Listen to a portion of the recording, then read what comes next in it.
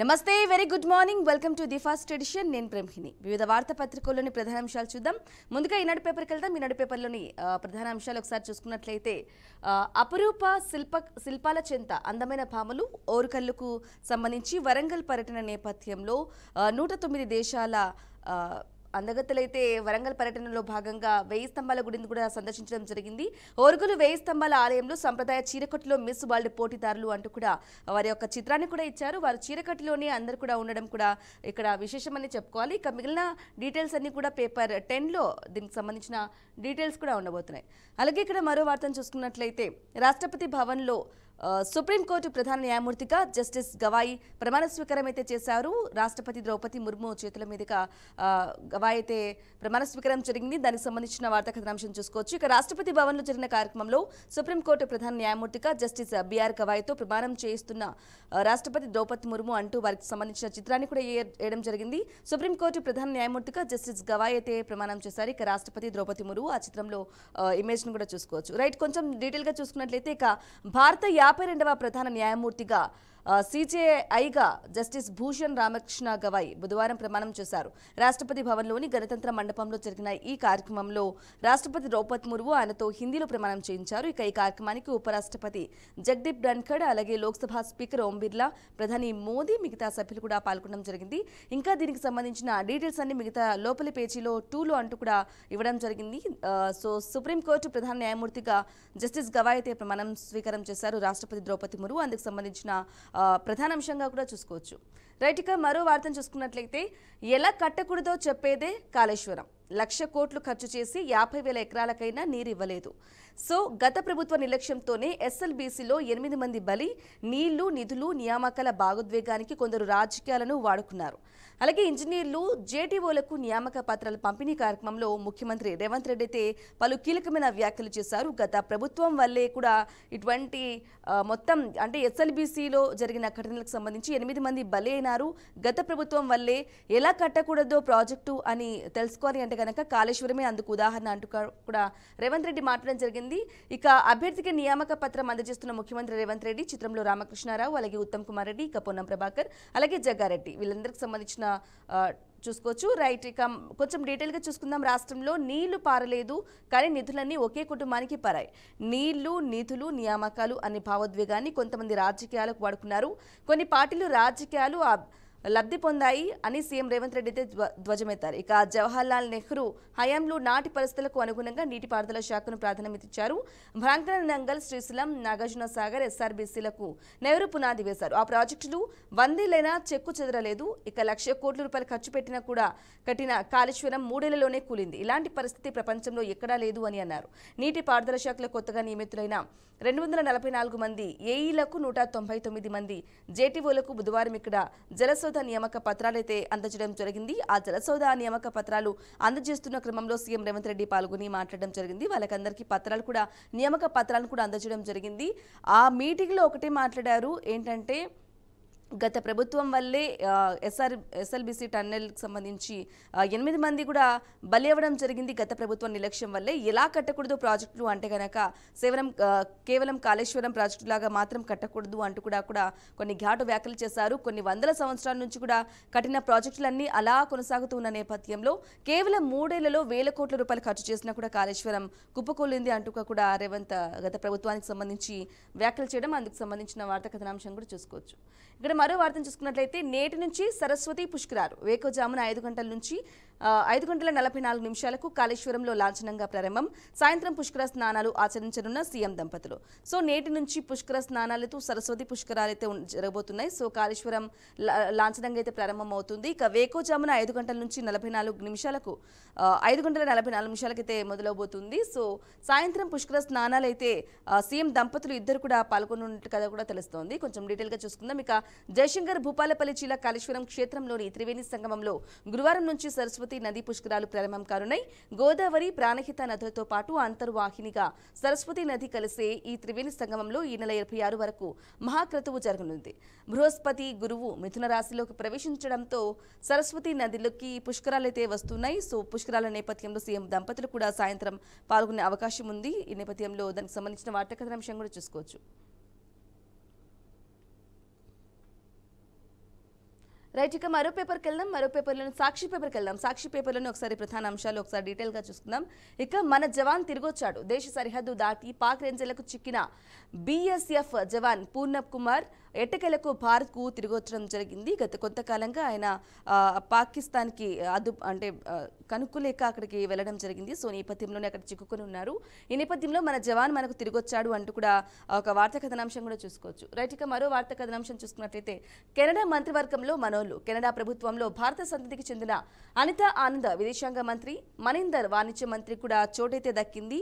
ఈ నేపథ్యంలో కెనడాకు సంబంధించి భారతీయ సంతతికి చెందిన వాళ్ళు కూడా విదేశాంగ మంత్రి అలాగే వాణిజ్య మంత్రికి కూడా చోటు దక్కింది. వాళ్ళు కూడా తెలుగు వాళ్ళే అంటూ కూడా ఒక వార్తా కథనాంశాన్ని ప్రధానాంశంగా చిన్న హెడ్లైన్ గా రూపంలో వేశారు. దానికి సంబంధించిన వార్తా కథనాంశం చూసుకోవచ్చు. రైట్, ఇక మరో వార్తను చూసుకున్నట్లయితే భార్గవాస్త్రం సిద్ధం. ప్రత్యర్థి దేశాల డ్రోన్లు, మానవరహిత గగనతల వాహనాలను తుత్తునీలుగా చేసే భార్గవాస్త్రను భారత్ విజయవంతంగా పరీక్షించింది. భార్గవాస్త్రం కూడా సిద్ధంగా రెడీగా ఉంది. ఏ క్షణంలో ఎటువైపు నుంచి ఏ యుద్ధం సంభవించినా మన దగ్గర ఏది లేదు అన్నట్లుగా కూడా ఇప్పటికే S-400కి సంబంధించి మిసైల్స్ కానీ అన్ని అధునాతనమైన టెక్నాలజీస్ ఉపయోగించి భారత్ ధీటుగా అయితే ఇప్పటి వరకు మొన్న జరిగిన యుద్ధానికి సంబంధించి పాకిస్తాన్తో యుద్ధం జరిగిన నేపథ్యంలో కూడా ధీటుగా సమాధానం ఇచ్చింది. S-400 బ్రహ్మాస్త్రం లాగా పనిచేస్తుంది అని చెప్పేసి కూడా మనం ఇప్పటి వరకు కూడా చూసాం. సో ఈ నేపథ్యంలోనే భార్గవాస్త్రం కూడా సిద్ధమైపోయింది.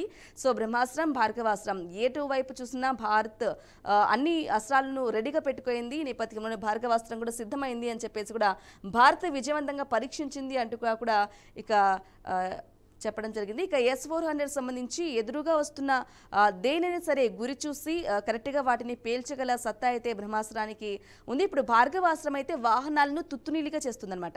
ఎటువంటి వాహనాలైనా ఏ వాహనాలైనా వాటన్నిటిని చల్లచెదురు చేస్తుంది. సో దానికి సంబంధించి భార్గవాస్త్రం అయితే సిద్ధమైపోయింది అంటూ కూడా ఒక వార్తా కథనాంశాన్ని కూడా ఇవ్వడం జరిగింది. రైట్, ఇక మరో వార్తను చూసుకున్నట్టయితే సింధుపై పునరాలోచించండి. సింధు జలాల ఒప్పందం నిలుపుదల నిర్ణయంపై పునరాలోచించాలని భారత్ను కోరుతూ పాకిస్తాన్ అయితే లేఖ రాసింది.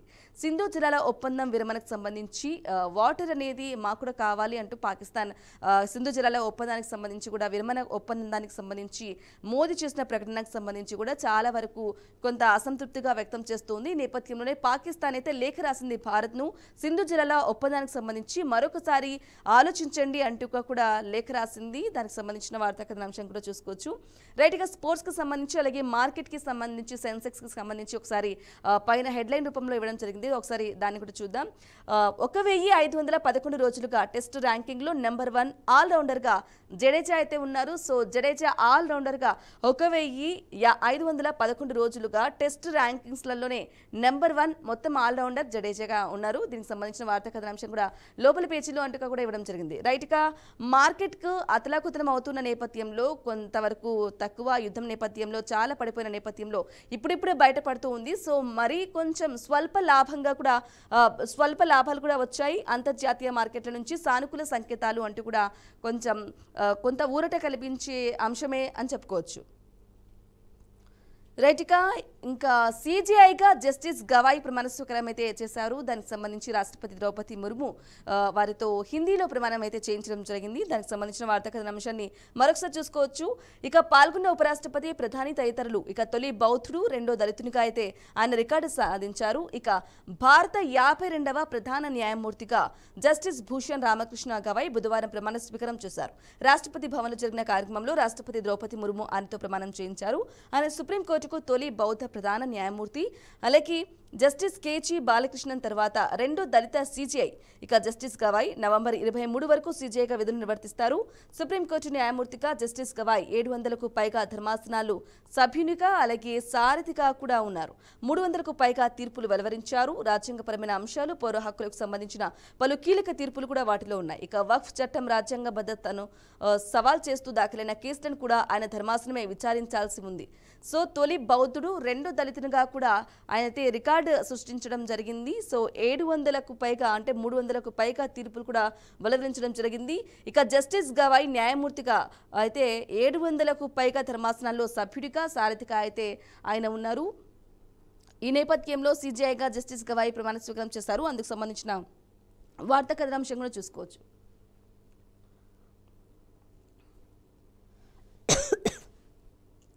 రైట్, ఇక మరో వార్తను చూసుకున్నట్లయితే రిమాండ్ నివేదికగా సాక్షిగా బాబు బేతాల కుట్రే అంటూ కూడా ఒక వార్తా కథనాంశాన్ని అయితే ఇచ్చారు.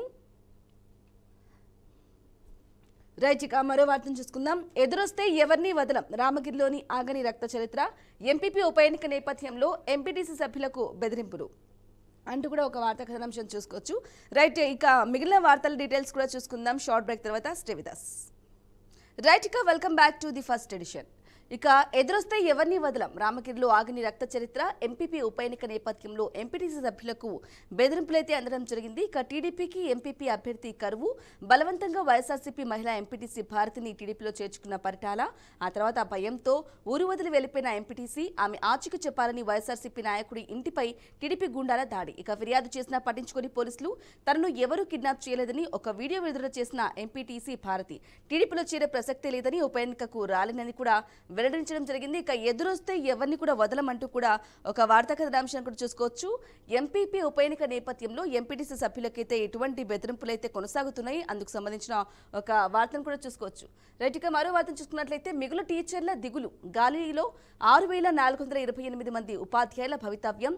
హెచ్ఓడి పూల్లో 3,674 మంది, 2,754 మంది క్లస్టర్ మొబిలైజ్డ్ టీచర్లుగా పరిగణ. వీరిని ఎలా ఉపయోగిస్తారో ప్రకటించని విద్యాశాఖ.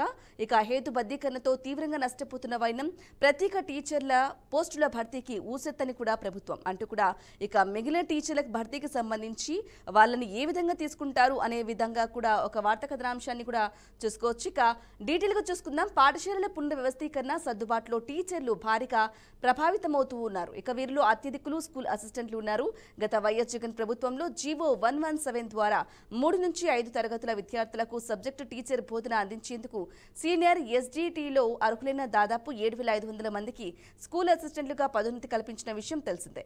ఇక కూటమి ప్రభుత్వం ఈ జీవోను రద్దు చేయడంతో పాటు 3 నుంచి 5 తరగతులకు సబ్జెక్ట్ టీచర్ బోధనను రద్దు చేసింది. అంతేకాక ఉపాధ్యాయ విద్యార్థులు నిష్పత్తిని సైతం భారీగా పెంచడంతో అంత్యస్థాయిలో స్కూల్ అసిస్టెంట్ల మిగులు ఏర్పడింది. మిగులు టీచర్లను వివిధ రకాలుగా సర్దుబాటు చేయగా ఇక 6,428 మంది గాల్లో ఉన్నట్లుగా తెలుస్తుంది. ఇక వీరిని క్లస్టర్ మొబిలైజేషన్ టీచర్లుగా అలాగే హెచ్ఓడి పూల్లోను కూడా ఉంచారు. అయితే వీరిని ఎలా ఉపయోగించుకోవాలన్న దానిపై విద్యాశాఖ నుంచి ఎలాంటి స్పష్టత కూడా లేదు అంటూ కూడా ఒక వార్తా కథనాంశం చూసుకోవచ్చు. మిగిలిన టీచర్లు ఏ విధంగా సరిపోతారు, వాళ్ళని ఎలా ఉపయోగిస్తారు అంటూ కూడా టీచర్లకు సంబంధించి మొత్తంగా అసలు వాటి ఊసే ఎత్తట్లేదు టీడీపీ ప్రభుత్వం అంటూ కూడా ఒక వార్తా కథనాంశం కూడా చూసుకోవచ్చు. దానికి సంబంధించిన వార్తా కథనాంశం చూసుకున్నాం. మరో వార్తను చూసుకున్నట్లయితే అప్పే ఏమీ లేదు, రాబడి లేదు, ఉన్న సంపద కూడా ఆవిరి. చంద్రబాబు ఏడాది పాలనలో తిరోగమనంలో రాష్ట్రం అంటూ కూడా ఇక అప్పు మాత్రమే ఉంది, ఏమీ లేదు అంటూ కూడా అమరావతికి సంబంధించి ఏపీ రాజధానికి సంబంధించి కూటమి ప్రభుత్వం అధికారంలోకి వచ్చినప్పటి నుంచి ఏడాది పూర్తి చేసుకున్న సందర్భంగా అప్పు తప్ప ఈ ఏడాది పాలనలో ఏమీ లేదు అంటూ కూడా ఒక వార్తా కథనాంశాన్ని కూడా ఇవ్వడం జరిగింది. రాబడి లేదు, ఉన్న సంపద కూడా ఆవిరి, వచ్చే ఆర్థిక ఆదాయం కూడా లేదు, ఉన్న ఆదాయం కూడా ఆవిరైపోయింది అంటూ కూడా ఒక వార్తా కథనాంశాన్ని ప్రధానాంశంగా కూడా ఇవ్వడం చూసుకోవచ్చు. రెటికా హ్యాపీ నెక్స్ట్ 3,015 కోట్లు లాస్ట్, ప్రభుత్వమే భరిస్తుందని స్పష్టం చేసిన మంత్రి నారాయణ. ఇప్పటికిది ఇకపై ఇంకెంతో ప్రజలపైనే ఈ భారం. రాజధానిలో ప్రభుత్వ తొలి రియల్ ఎస్టేట్ వెంచర్లో లోగుట్టు 1200 మంది ఎన్ఆర్ఐలు బడాబాబుల మేలుకు ప్రభుత్వమైతే కృషి చేసింది. ఇక హ్యాపీనెస్ట్ అంటే 315 కోట్ల రూపాయలైతే లాస్ట్ అయింది. ఇక దీనికి సంబంధించిన వార్తా కథనాంశం కూడా చూసుకున్నాం. రైట్, ఇక మరో వార్తా కథనాంశం చూసుకున్నాం. సమీకరణకు భూములిచ్చే ప్రసక్తి లేదు, గతంలో భూములిచ్చిన వారి పరిస్థితి చూస్తే భయమేస్తుంది. రైల్వే లైన్ అంతర్గత రోడ్లకు సానుకూలమే కానీ పూలింగ్ కు ఒప్పుకునేది లేదు, రాజధాని భూ సమీకరణ గ్రామ సభలో రైతులు వెల్లడించారు. ఇక చిత్రానికి సంబంధించి చూసుకోవచ్చు. ఇక్కడ రైతులు కూడా మాట్లాడుతున్నారు. వడ్డమానులో నిర్వహించిన గ్రామ సభలో మాట్లాడుతున్న రైతు. రైట్, ఇక ఇంకా భూ సమీకరణ అవసరము, అమరావతి రాజధానికి సంబంధించి భూ సమీకరణ అనేది ఇంకా కొంతవరకు అవసరము అని ఈ నేపథ్యంలోనే కూటమి ప్రభుత్వం ప్రకటించింది ఈ మధ్య కాలంలోనే. సో భూ సమీకరణకు భూ పూలింగ్ కి సంబంధించి మేము అంటే రైతులకు సంబంధించి ఒప్పుకునేది లేదు. రైల్వే లైన్ అంతర్గత రోడ్లకైతే మేము సానుకూలమే కానీ పూలింగ్కు మాత్రం ఒప్పుకునేది లేదు. గతంలో ఇచ్చిన భూములకు సంబంధించి వాళ్ళు భూములు ఇచ్చిన వారి పరిస్థితి చూస్తేనే మాకు భయం వేస్తుంది అంటూ కూడా రాజధాని భూ సమీకరణ ఇంకా అవసరము అని చెప్తున్న నేపథ్యంలో వడ్లమానులో నిర్వహించిన గ్రామ సభలో రైతులు కూడా ఈ విధంగా మాట్లాడుతున్నారు. అందుకు సంబంధించిన వార్తా కథనాంశం కూడా చూసుకోవచ్చు. రైట్గా వరంగల్ పర్యటన నేపథ్యంలో ఓరుగల్లులో తెలుగు హొయ్యలు పట్టు పరికిణీలు చీరలు కట్టుకుని మాధవి తెలుగుతనం ఉట్టిపడేలా తిలకం దిద్దుకున్న ప్రపంచ దేశాల సుందరీమరును వరంగల్ పర్యటనలో జిగేల్మన్నారు. ఇక హెరిటేజ్ వాక్లో భాగంగా వివిధ దేశాలకు చెందిన 57 మంది సుందరీమరులు 2 బృందాలుగా తెలంగాణలోని ఉమ్మడి వరంగల్ జిల్లాలో పర్యటించారు. వరంగల్ కోట సందర్శనలో భాగంగా 22 మంది బుధవారం సాయంత్రం హనుమకొండకు చేరుకున్నారు. మరో బృందం ములుగు జిల్లా రామప్పలో సందడి చేసింది. ఇక 2 భాగాలుగా వాళ్ళు విడిపోయి 109 దేశాల అందగతులైతే వరంగల్కైతే చేరుకున్నారు. వరంగల్లో పట్టు వస్త్రాలు కూడా ధరించారు. తెలుగు సాంప్రదాయం ప్రకారం కట్టు బొట్టు కట్టుకొని కూడా వారు ఇక్కడ చిత్రాన్ని చూసుకోవచ్చు. హోయలైతే ఒలిగారు అంటూ కూడా వారికి సంబంధించి అందగతులకు సంబంధించి తెలంగాణలోని రామప్ప ఆలయం వద్ద బుధవారం సంప్రదాయ వస్త్రధారణలో మిస్ వరల్డ్ పోటీదారులైతే ఇలా అందంతో చీరకట్టులో కూడా మెరవడం కూడా ఒక వార్తా కథనాంశాన్ని కూడా ప్రధానాంశంగా కూడా ఇచ్చారు. మరో పేపర్కి వెళ్దాం, ఆంధ్రజ్యోతి పేపర్కి వెళ్దాం. ఆంధ్రజ్యోతి పేపర్లోని ఒకసారి ప్రధాన అంశాలు కూడా ఒకసారి చూసుకుందాం.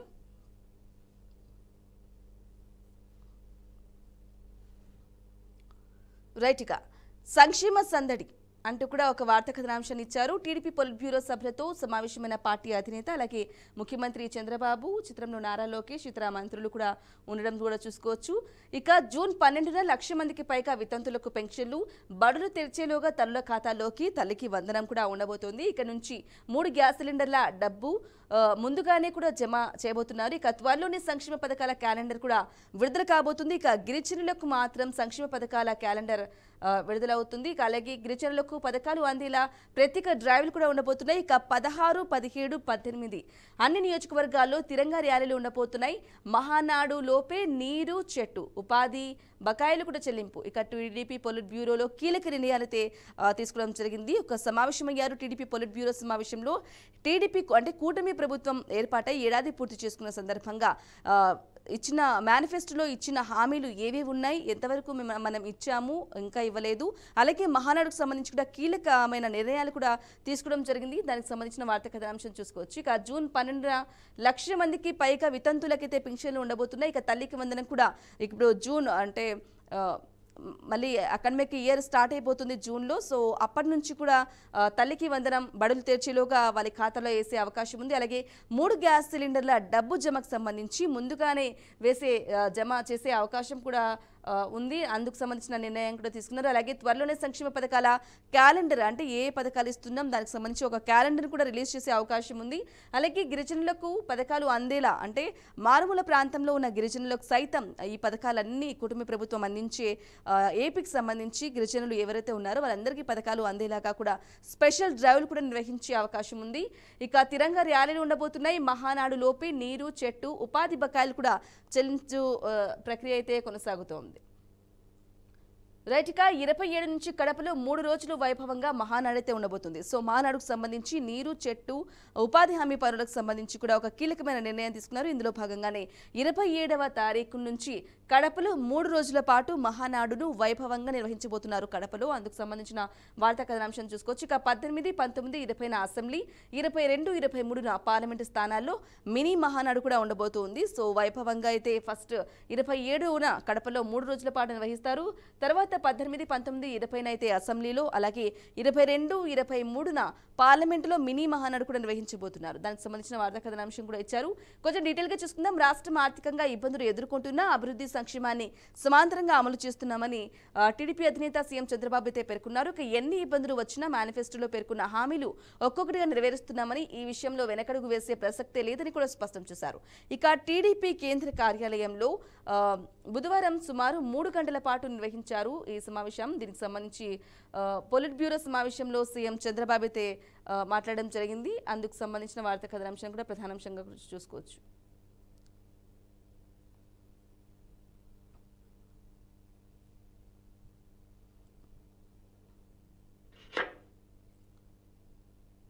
రైట్. ఇక మరో డీటెయిల్గా చూసుకుందాం. ఇక శత్రు డ్రోన్లు దండుపై భార్గవాస్త్రం స్వదేశీ కౌంటర్ డ్రోన్ వ్యవస్థ పరీక్ష సక్సెస్ అయితే అయింది. సో భార్గవాస్త్రం ఉండబోతుంది. దానికి సంబంధించి ఇండియా చేసిన పరీక్షలో కూడా విజయవంతంగా సక్సెస్ అయింది అంటూ కూడా ఒక వార్తా కథనాంశాన్ని చూసుకోవచ్చు. శత్రు డ్రోన్లు దండనపై శత్రువులు పంపించిన డ్రోన్లు కానీ వాహనాలు కానీ వాటన్నిటిని దండించాలి, వాటన్నిటిని తలాతునుకలు చేయాలి అంటే కనుక భార్గవాస్త్రం పర్ఫెక్ట్ అని చెప్పుకోవాలి. సో దీనికి సంబంధించి కూడా భార్గవాస్త్రం రెడీ అయిపోయింది, సక్సెస్ అయిపోయింది ఈ పరీక్షల్లో అంటూ కూడా ఒక వార్తా కథనాంశం కూడా ఇవ్వడం జరిగింది. రైట్, ఇక కొంచెం డీటెయిల్గా కనుక పైన చూసుకున్నట్లయితే సింధు ఒప్పందం రద్దు నిర్ణయాన్ని పునఃసమీక్షించండి. సింధు జలాల ఒప్పంద విరమణకు సంబంధించి మరొకసారి సమీక్షించండి. భారత్కు పాకిస్తాన్ జల వనరుల శాఖ అయితే లేఖ రాశారు. తీవ్ర దుర్భిక్షం నెలకొంటుందంటూ ఆందోళన. బీఎస్ఎఫ్ జవాన్ను భారత్కు అప్పగించిన పాక్, ఆ దేశ రేంజర్ను విడుదల చేసిన భారత్. ఇక పాక్ డ్రోన్లే కాదు సైనికుల్ని పంపిన తుర్కీయే. ఇక భారత్పై దాడికి ఆ దేశం సాయం. సింధూర్లో 2 తుర్కీయే జవాన్లు మృతి. కిరాణా హిల్స్లో ఏం జరిగింది? అనుధార్మికత లీక్ అయిందా? ఇక భారత్ పాక్ కలిసి డిన్నర్ చేయాలి. 2 దేశాల మధ్య యుద్ధాన్ని నేనే ఆపాను అంటూ కూడా గత కొన్ని రోజులుగా, ఒక 4 రోజులుగా ట్రంప్ అయితే చెప్తూ ఉన్నారు. భారత్ పాకిస్తాన్కి సంబంధించి యుద్ధాన్ని నేనే ఆపాను, వాణిజ్య షరతులు పెట్టిన నేపథ్యంలో నేనే ఆపాను అంటూ కూడా ట్రంప్ కొన్ని ప్రచారాలు, కొన్ని కీలక ప్రకటనలు కూడా చేశారు. ఈ నేపథ్యంలోనే ఇండియా అయితే దాన్ని ఖండించింది. ట్రంప్ వాణిజ్యకు సంబంధించి హెచ్చరించలేదు. జమ్మూ కాశ్మీర్కి సంబంధించి కూడా కంప్లీట్గా మాదే, దానికి సంబంధించి జమ్మూ కాశ్మీర్కి మొత్తం బాధ్యత కూడా మాదే ఉండబోతుందంటూ కూడా ప్రధాని మోదీ స్పష్టం చేయడం కూడా జరిగింది. అందుకు సంబంధించి ఇక బీఎస్ఎఫ్ జవాన్ కూడా భారత్ను అప్పగించారు పాక్. అలాగే భారత్కి సంబంధించి ఆ దేశ రేంజర్ను కూడా విడుదల చేశారు. ఇక పాక్ డ్రోన్లే కాదు సైనికుల్ని చంపారు. సైనికుల్ని పంపిన తుర్కీయే అయితే, పాక్ డ్రోన్లని కాకుండా సైనికుల్ని కూడా తుర్కీయే అయితే పంపడం జరిగింది. ఇక భారత్పై దాడికి ఆ దేశం సాయం అయితే చేస్తుంది. ఇక సింధూర్లో 2 తుర్కీ జవాన్లు కూడా మృతి చెందారు. కిరాణా హిల్స్లో ఏం జరిగింది? అసలు అణుధార్మికత నిజంగా లీక్ అయిందా అనే అనుమానాలు వ్యక్తమవుతున్నాయి. సోషల్ మీడియాలో అయితే పాకిస్తాన్కి సంబంధించి ధార్మికత అయితే వాయువులు లీక్ అవుతున్నాయి అంటూ కూడా విస్తృత ప్రచారం అయితే జరుగుతుంది. మరి దానికి సంబంధించి పాక్ అయితే ఎటువంటి ప్రకటన చేయలేదు, ఎటువంటి అప్డేట్ని కూడా ఇవ్వకపోవడం అయితే గమనార్హమనే చెప్పుకోవాలి. ఇక భారత్ పాక్ కలిసి 2 కలిసి డిన్నర్ చేయాలి అంటూ కూడా ట్రంప్, అగ్రదేశాల అధినేత, అమెరికా అధినేత ట్రంప్ అయితే ప్రకటించడం జరిగింది. అందుకు సంబంధించిన వార్తా కథనాంశాన్ని కూడా చూసుకోవచ్చు. రైట్, ఇక మరో వార్తను చూసుకున్నట్లయితే జగన్ మనిషి బాలాజీ కుటుంబానికి సన్నిహితుడు, మద్యం స్కామ్లో కీలక పాత్ర. ఇక ఇప్పటికే ఏపీ మద్యం కుంభకోణం కేసులో పలు కీలక రాజకస్రెడ్డి మొదలుకొని ఇక పలు కొంతమంది కూడా అరెస్టు అవ్వడం జరిగింది. కొంతమంది సిట్ విచారణకు కూడా పిలవడం జరిగింది. ఈ నేపథ్యంలోనే భారతీ సిమెంట్స్కి సంబంధించి బాలాజీ అయితే జగన్ మనిషి, కుటుంబానికి సన్నిహితుడు అంటూ కూడా ఒక వార్తా కథనాంశం కూడా చూసుకోవచ్చు. తరచూ రాజకస్రెడ్డి ఆఫీస్కు ఖాళీ కార్లు వచ్చి నోట్ల కట్టలతో వెనక్కి, ముడుపులతో కర్ణాటకలో స్థిరాస్తి వ్యాపారాలు, అంతిమ లబ్ధిదారుకు చేర్చడంలో కీలకం. వ్యక్తిగతంగానూ లాభపడ్డ బాలాజీ ఇక రిమాండ్ రిపోర్టులో సిట్ వెల్లడి, కస్టడీకి ఇవ్వాలని కోర్టుకు అభ్యర్థన. 20 వరకు రిమాండ్, ఇక జైలుకు తరలింపు. బాలాజీ గోవిందప్పను జైలుకు తరలిస్తున్నారు. సిట్ బాలాజీకి సంబంధించి గత కొన్ని రోజులుగా కూడా విచారణకు హాజరు కావాలంటూ నోటీసులు కూడా అందించడం జరిగింది. కుటుంబానికి కూడా అందించడం జరిగింది. ఈ నేపథ్యంలోనే హాజరు కాకుండా తిరుగుతూ ఉన్నారన్నమాట. ఈ నేపథ్యంలో కర్ణాటకలో ఆయన పట్టుకోవడం జరిగింది. బాలాజీని కర్ణాటకలో పట్టుకుని విజయవాడకు తరలించి ఆయన సిట్ అరెస్ట్ చేసి విచారిస్తున్నారు. సో కొంచెం డీటెయిల్గా చూసుకుందాం. వైసీపీ హయాంలో నడిచిన 1000 కోట్ల మద్యం కుంభకోణంలో బాలాజీ గోవిందప్ప కీలక పాత్ర పోషించారని ప్రత్యేక దర్యాప్తు బృందం సిట్ తెలిపింది. ఈ సిండికేట్లో ఆయన ముఖ్యమైన వ్యక్తి అని కూడా వెల్లడించింది. అంతేకాదు బాలాజీ గోవిందప్ప జగన్ కుటుంబానికి అత్యంత దగ్గర వ్యక్తి, అందువల్లే ఈ స్కామ్లో కీలకంగా వ్యవహరించారు అని స్పష్టం చేసింది. కర్ణాటకలోని చామరాజనగర్ జిల్లా అటవీ ప్రాంతంలో వెల్నెస్ సెంటర్లో మంగళవారం అదుపులోకి తీసుకున్న బాలాజీ A33ను సిట్ అధికారులైతే బుధవారం విజయవాడ ఏసీబీ కోర్టులో ప్రవేశపెట్టారు. రిమాండ్ రిపోర్టులో ఈ కేసుకు సంబంధించి సంచలన అంశాలను కూడా ప్రస్తావించారు. ఇక బాలాజీ గోవిందప్ప భారతీ సిమెంట్స్ డైరెక్టర్లో ఒకరు, సంస్థ ఆర్థిక వ్యవహారాల చక్కబెట్టేవారు. భారతీ సిమెంట్స్ వైఎస్ జగన్మోహన్ రెడ్డి కుటుంబం నిర్వహిస్తున్న సంస్థ. అప్పటి ముఖ్యమంత్రి జగన్మోహన్ రెడ్డి కుటుంబ సభ్యులు బాలాజీకి అయితే ఉన్నత స్థాయి పవర్ అయితే ఇచ్చారు. ఈ నేపథ్యంలోనే డబ్బులు ముడుపులుగా కట్టలుగా తీసుకువెళ్తూ ఉన్నాడు. అందుకు సంబంధించి ఏపీ మధ్య కుంభకోణం కేసులో A33గా బాలాజీ అయితే ఉన్నారు. ఈ నేపథ్యంలో ఆయన్ను కర్ణాటకలోనైతే అరెస్ట్ చేయడం జరిగింది. దానికి సంబంధించిన వార్తా కథనాంశాన్ని కూడా చూసుకోవచ్చు. రైట్, ఇక మరో వార్తను చూసుకున్నట్లయితే ఏది అడిగినా కూడా దాటవేత, మౌనం, లేదంటే అధికారులకి ఎదురు ప్రశ్నలు. ధనంజయ్ రెడ్డి, కృష్ణమోహన్ రెడ్డి తీరితే అది. ఇక 6 గంటలు 60 ప్రశ్నలు వేశారు సిట్. లిక్కర్ స్కామ్ పై ఎంతో ఓపిక అడిగిన ఇద్దరిది ఒకే ధోరణి, ఒక దశలో వేరువేరుగా విచారించిన వైనం. నేడు మరోసారి విచారణకు పిలిచిన సిట్. ఇక సిట్ విచారణకు వస్తున్న కృష్ణమోహన్ రెడ్డి, ధనంజయ్ రెడ్డి ఏది అడిగినా కూడా మాకు తెలియదు, గుర్తులేదు, మర్చిపోయా అన్నట్లుగా కూడా దాటవేత అలాగే మౌనం కూడా పాటిస్తున్నారు.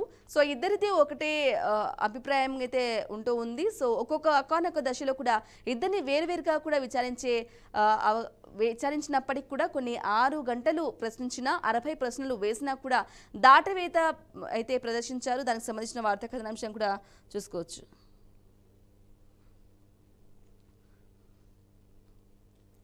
రైట్, ఇక మరో వార్తను చూసుకున్నట్లయితే బీజేపీలో చేరుతున్నారు జకియా. దానికి సంబంధించి బీజేపీలోకి జకియా ఖానం మండలి డిప్యూటీ చైర్పర్సన్ గా పదవికి రాజీనామా అయితే చేసి పురంధేశ్వరి సమక్షంలో జకియా బీజేపీలోకి అయితే చేరారు. దానికి సంబంధించిన వార్తా కథనాంశాన్ని కూడా చూసుకోవచ్చు. ఇక 6Gతో ప్రపంచ లీడర్గా భారత్ 2028 నాటికి అందుబాటులోకి నెట్వర్క్. కేంద్ర మంత్రి పెమ్మసాని అయితే కీలకమైన వ్యాఖ్యలు చేశారు. 6Gతో ప్రపంచ లీడర్గా భారత్ ఎదుగుతోంది అంటూ కూడా ఆయన ఆశాభావాన్ని కూడా వ్యక్తం చేశారు. దానికి సంబంధించిన వార్తా కథనాంశాన్ని కూడా చూసుకోవచ్చు. ఇక టీచర్ల బదిలీలకు నేడు షెడ్యూల్. కొత్త బడుల ఆధారంగా స్థానచలనం. హెచ్ఎంలకు 5, టీచర్లకు 8 ఏళ్లు దాటితే తప్పనిసరి. ఇక వికసించని బాల్యానికి చేయుత. విద్యాశాఖ ఆధ్వర్యంలో భవిత ఆటిజం కేంద్రాలు. రాష్ట్రానికి 125 మంజూరు చేసిన కేంద్రం. దేశానికి పైలట్ ప్రాజెక్టులాగా ఏపీలో అమలు ఉండబోతున్నాయి. ఇక చూసుకోవచ్చు. ఇక టీచర్ల బదిలీలకు సంబంధించి నేడు షెడ్యూల్ అయితే ఉండబోతుందా అంటూ కూడా ఒక క్వశ్చన్ మార్క్ ఇవ్వడం జరిగింది. కొత్త బడుల ఆధారంగా స్థానచలనం. హెచ్ఎంఓలకు 5, ఇక టీచర్లకు 8 ఏళ్లు దాటితే కనుక తప్పనిసరిగా బదిలీలు అయితే ఉండబోతున్నాయి. ఇక వికసించని బాల్యానికి చేయుత అంటే ఆటిజంతో బాధపడే పిల్లలకు సంబంధించి పైలట్ ప్రాజెక్టు కింద ఏపీలో పలు కేంద్రాలను కూడా ఏర్పాటు చేయబోతున్నారు. ఇవి కనుక సక్సెస్ అయినట్లయితే మరిన్ని ఏపీలో ఆటిజంకి సంబంధించి వికసించని బాల్యానికి చేయుత అందించేందుకు కూటమి సర్కార్ అయితే ముందడుగు వచ్చింది అని చెప్పాలి. ఈ నేపథ్యంలో రాష్ట్రానికి 125 అయితే మంజూరు చేసింది. ఇక దేశానికి అంటే ఇండియాకి సంబంధించి పైలట్ ప్రాజెక్టు కింద ఏపీలో అయితే 125 కేంద్రాలను అయితే ఏర్పాటు చేయబోతున్నారు ఆటిజంతో బాధపడే పిల్లలకైతే. దానికి సంబంధించిన వార్తా కథనాంశం కూడా చూసుకోవచ్చు. ఇక పాలిసెట్లో 95.36% ఉత్తీర్ణత. రేకుల ఇంట్లో లింగ నిర్ధారణ పరీక్షలు. ఒంటరిగా వెళ్లి పట్టుకున్న చిత్తూరు కలెక్టర్. అలాగే అదుపులో 11 మంది గర్భిణీలు, 3 మహిళా నిర్వాహకులు. ఇక లింగ నిర్ధారణకు సంబంధించి అది తప్పు అని తెలిసినా కూడా కొంతమంది ఎక్కడో ఒక చోట పరీక్షలు అయితే నిర్వహిస్తూ ఉన్నారు. సో ఈ నేపథ్యంలో ఒంటరిగా వెళ్లి పట్టుకున్నారు చిత్తూరు కలెక్టర్ అయితే పట్టుకున్నారు. ఇక అదుపులో 11 మంది గర్భిణీలు, 3 మహిళా నిర్వాహకులు కూడా ఉన్నారు. దానికి సంబంధించిన వార్తా కథనాంశాన్ని కూడా డీటెయిల్స్ సంబంధించి కూడా ఇవ్వడం జరిగింది. రైట్, ఇక మరో వార్తను చూసుకున్నట్లయితే ఇక తెలంగాణలోని రామప్ప గుడి వద్ద మేస్ వరల్డ్ పోటీదారులు చీరకట్టులో ఇంతకుముందు వార్తల్లో మాట్లాడుకున్నట్లు సౌందర్య శిల్పాలు, ఓరుకలు, అందల భామల సందడి, చీరకట్టు, నుదుటిన బొట్టుతో తెలుగుదనం ఉట్టిపడిల ముస్తాబు, వరంగల్ కోట, రమప్ప ఆలయం, 1000 స్తంభాల గుడి సందర్శన అంటూ కూడా ఒక వార్తా కథనాంశం కూడా ఇవ్వడం జరిగింది. రైట్, ఇక మరో పేపర్కి వెళ్దాం. మరో పేపర్లోని ఒక వార్తా కథనాంశాన్ని చూసుకుందాం.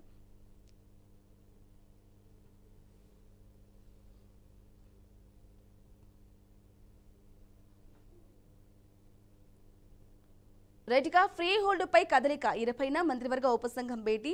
ఆంధ్రజ్యోతి కథనంపై స్పందన. ముఖ్యమంత్రి చంద్రబాబు ఆరైతే తీశారు.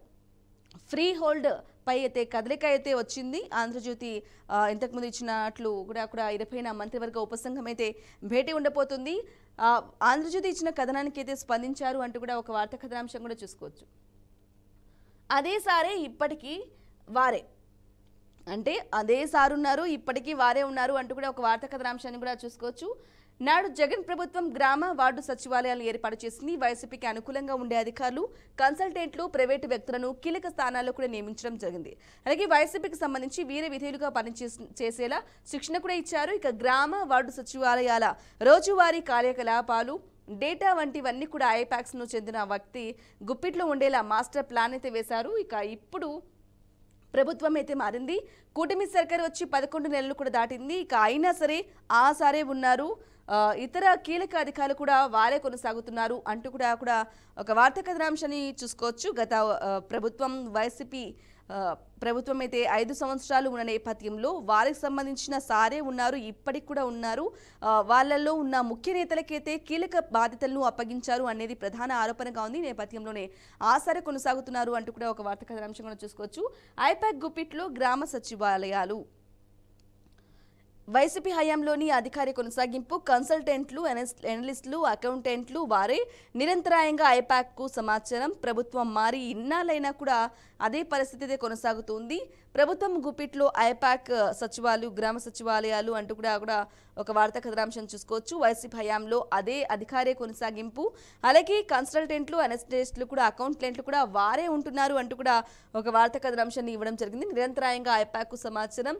ప్రభుత్వం మారి ఇన్నాళ్ళైనా కూడా అదే పరిస్థితి, అదే ధోరణి కొనసాగుతుంది. వాళ్ళకి సంబంధించిన కన్సల్టెంట్లు కానీ, మిగతా వ్యక్తులు కానీ, కీలక వ్యక్తులు కూడా వారే ఉంటున్నారు అంటూ కూడా ఒక వార్తా కథనాంశం కూడా చూసుకోవచ్చు.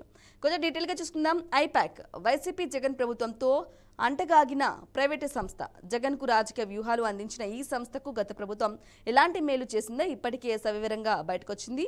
కూటమి ప్రభుత్వం కొలువు తీరి 11 నెలలు దాటినా కూడా గ్రామ వార్డు సచివాలయ విభాగంపై ఇప్పటికీ ఐపాక్దే పెత్తనం. నాడు జగన్ ప్రభుత్వంలో నియమితులైన అధికారులు, కన్సల్టెంట్లు, అనలిస్టులు, అకౌంటెంట్లు, అలాగే రిటైర్డ్ అధికారులు కూడా ఇప్పటికున్న ఇలా ఎందరో ఇప్పటికి కూడా కొనసాగుతున్నారు.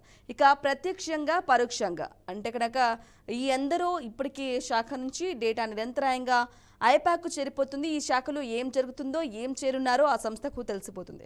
కొందరు అధికారులు ఇప్పటికీ ఐపాక్ జగన్ కోసం పరితపించి పనిచేస్తున్నారు. గ్రామీణ పట్టణ ప్రజలను ప్రభుత్వంతో అనుసంధానం చేసే ఇలాంటి శాఖను ఇలాగే వదిలేస్తారా? కూటమి ప్రభుత్వం దీనిపై దృష్టి పెట్టి సంస్కరించకపోతే ఎలా అన్న విమర్శలు కూడా వెలువెత్తుతున్నాయి. సో ఐపాక్కి సంబంధించి వారికి చేరవేసే అభిప్రాయం అయితే ఉంటూ ఉంది. గత కొన్ని రోజులుగా కూడా డేటా అంతా అంటే వాళ్ళు సేకరించిన గ్రామ సచివాలయాల్లో వాలంటీర్ల ద్వారా కూడా సేకరించిన డేటా మొత్తం కూడా ఐపాక్కి సంబంధించి తరలిపోతూ ఉంది.